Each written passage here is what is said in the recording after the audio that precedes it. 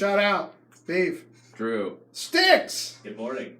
Sticks in the background. Block it, Elvis. Direct your rage to Sticks Devin. We've already got today, Elvis fans. We've already got more out of Sticks than we did Gibby the entire last time. Gibby was on. Gibby didn't even speak. He just gave us like a thumbs up and some kind of horny gaze. He did that little pose. Hoping there was some. Yeah, you guys ever seen Gibby's poses where he's like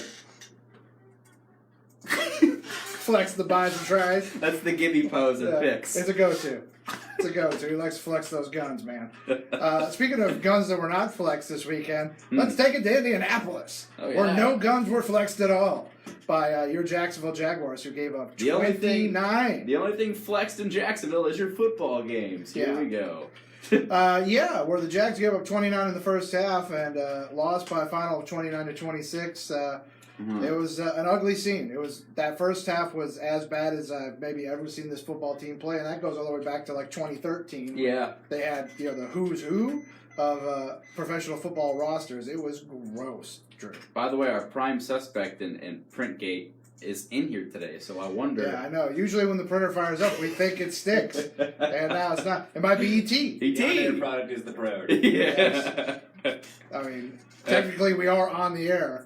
On some kind of air right now. Sticks, I don't know if you know the kind of fan base we've built up here. I mean, we're kind of a big deal. It's a pretty big deal. It's hurtful. We have peak viewership. I feel like JR. None. There's nobody watching right now. Y'all gonna miss me when I leave. Yeah, y'all gonna miss me. So Jalen Ramsey, on the heels of a gut punch of a loss to Indianapolis, takes to his Twitter, which is always a good call when you're in the spiral, to go tweet through it. And Jalen Ramsey tweeted out something to the effect of, "Y'all gonna miss me when I'm gone." Sure. Then he took to Instagram, geotagged, and screenshotted the tweet. Geotagged the Jacksonville, Florida. Yeah.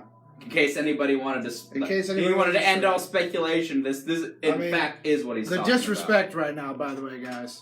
I mean, just for record, that's Jeff Prosser calling me right now. He knows we're on the air. The guy rants and raves from 6 to 10 when anybody has the audacity to call his phone.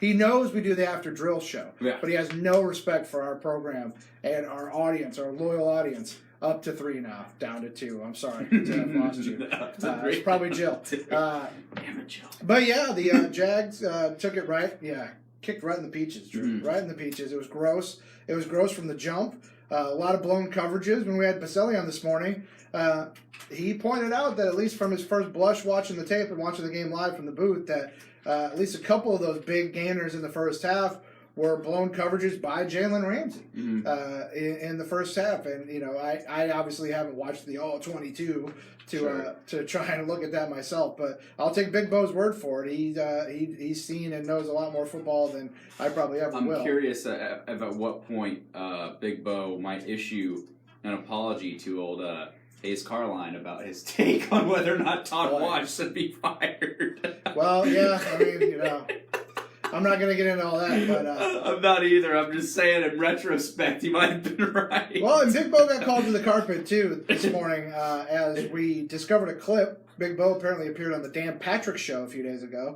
and called out appreciating Dan Patrick, not Dan Hicken, Dan Patrick, for his efforts of trying to get Tony Baselli into the Hall of Fame, and said, "You're my favorite radio show."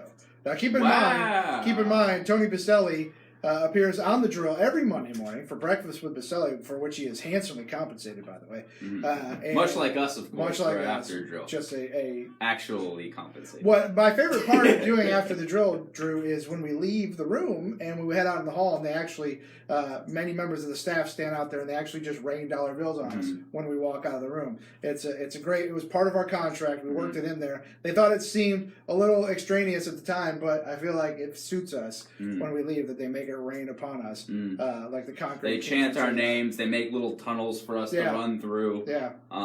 If only you guys knew the scene of what really goes on here after Drill. It's electric. It's electric. It's electric, to say the least. Really, it's the strongest drink. I wake up every morning much like Baker, and I feel dangerous. I feel dangerous when I wake up because I come in and I know I'm doing After Drill. Yeah.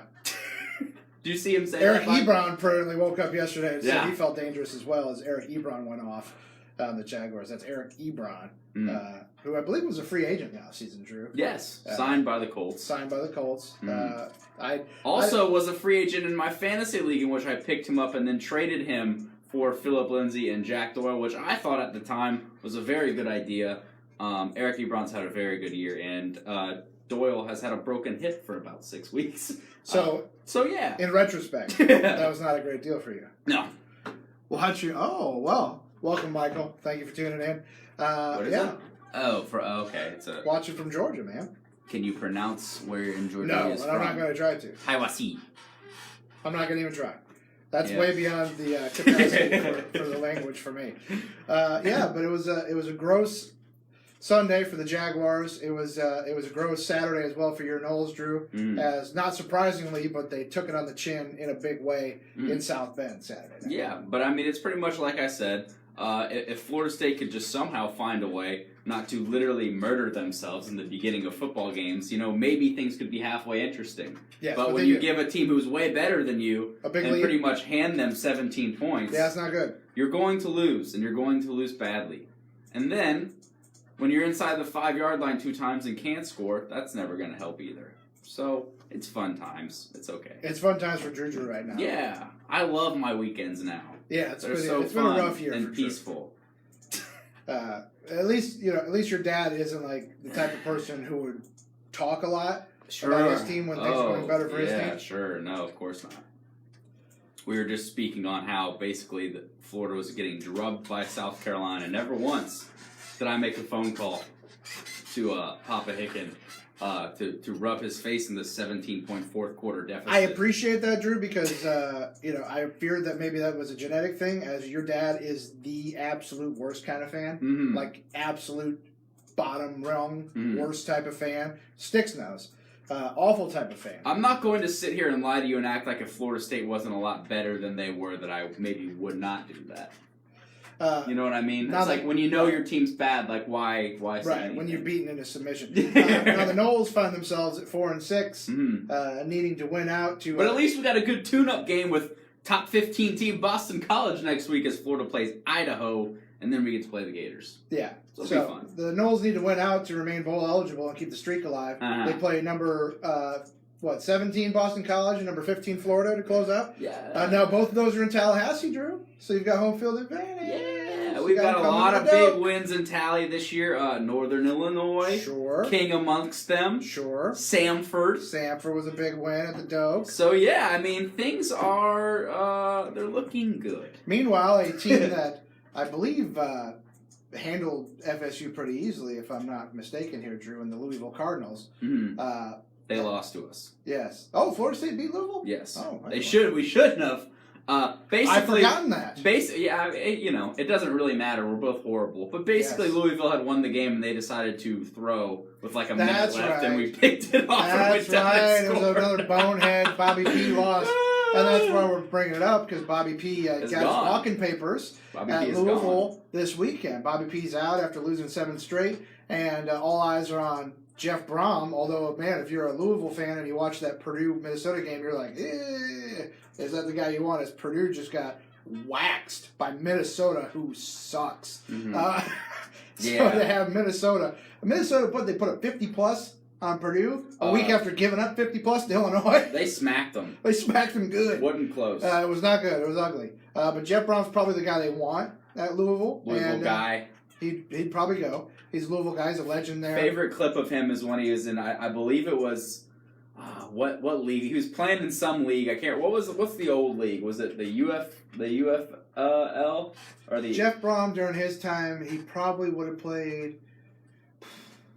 Basically, there's a clip, and he had gotten destroyed or something the week before, and they said, Jeff, we can't believe you're playing this week. And he said, do I have a pulse? And they said, well, it appears, yeah. He goes, I'm alive, I'm playing football. This guy starts screaming in front of the crowd. I was like, all right. Guy seems real. I don't know who Brom would have played for. I think he was after like the World League. Let's look at it. So it probably would have been like a CFL game if it wasn't NFL. I don't think he would have played anywhere else unless it was like arena ball. Jeff Brom. This is fun. This is what we do on After Drill. It's very lax. Zach asked if we did talk earlier about Jalen Ramsey's tweet. It's Bush League. It's a zero class move at this stage. XFL. To tweet that out. Oh, he was in the XFL for 20 years. For Jalen Ramsey to tweet that today, of all days, when not only the team's struggling, the fans are down, but, I mean, Jalen, you didn't have a good game, bro. You did not have a good game. You blew coverages. You individually blew coverages that led to big gainers. Like I just tweeted the and like I said to Beef, do you know how much of a jerk, we'll put it, you have to be Keep it PG. to After Drill's ball a family show. ball for my college team For FSU. and then to ball for my professional team and me still dislike you. Dislike you. Immensely. You right? gotta really try.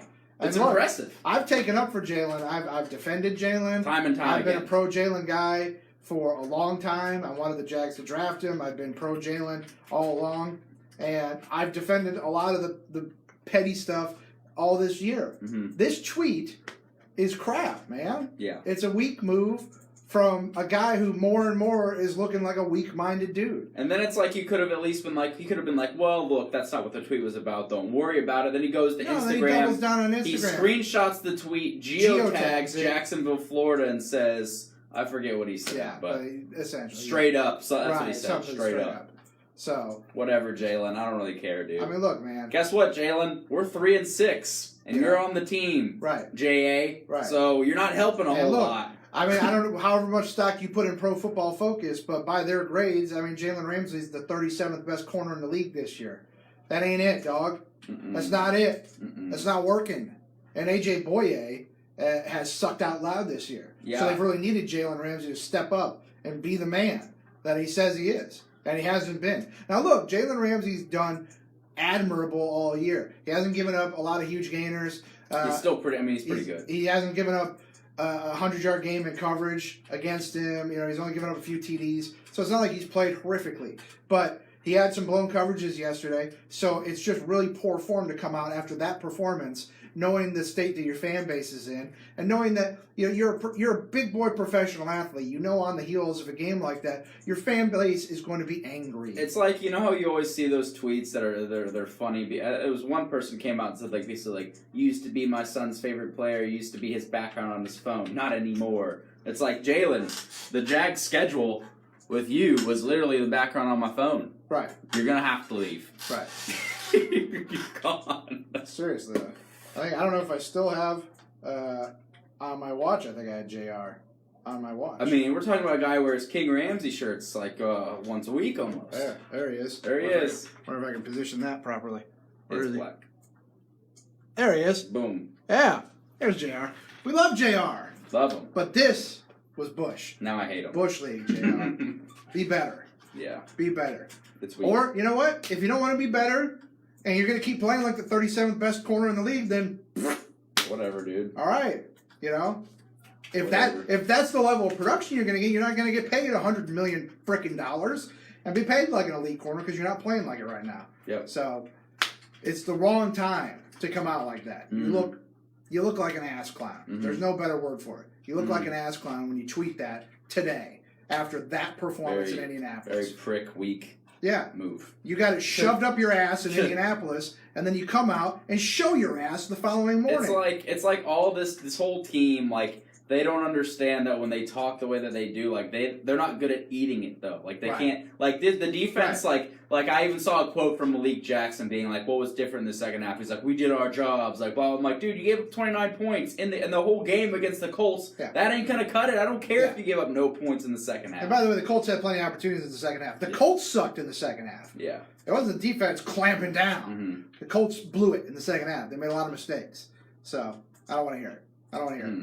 We're 3-6. We're done. The season's over. So, Talking draft.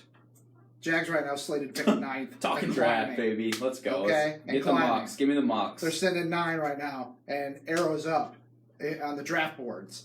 We got Pittsburgh coming to town next week. Guess what? Those dudes are pissed. Okay? Do you know They remember. Do you know how sad it is, like, because of how long the football offseason is as a college and a professional football fan, to have to basically, I mean, I'll watch every game, but, I mean, my hopes and dreams are dead in both instances. To have to basically mail in the football season and look forward to the next football season, like, halfway through the year.